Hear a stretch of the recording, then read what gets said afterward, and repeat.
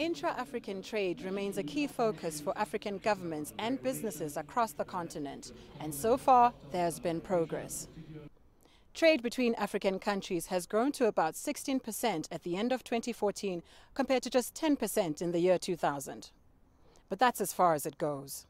Intra-Asian trade accounts for about 50% of trade in that continent, while in Europe it makes up 70%. It costs 50% more to trade within Africa than it does in a continent like Asia. Bloated tax rates and high costs of imports remain among hindrances to trade within the continent. We tend to praise the fact that international trade within Europe is at 67% versus 15% within the African continent. And one reason why that has happened is a combination of two things.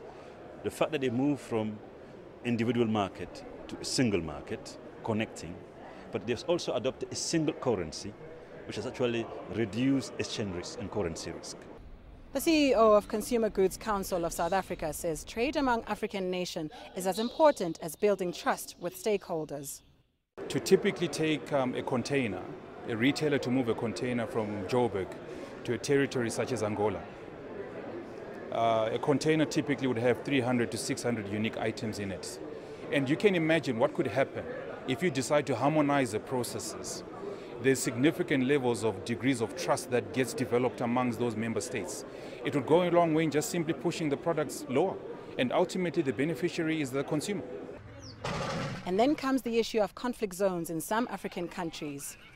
Often, shipping companies have to rake a higher bill in order to ensure security in war-torn countries.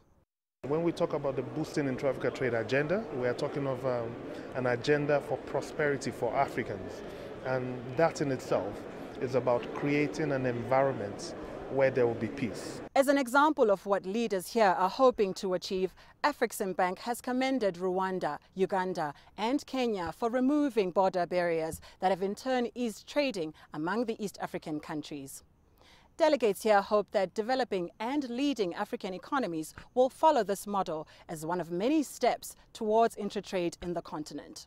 Hlonela, Lupuwana, CGTN, Kigali, Rwanda.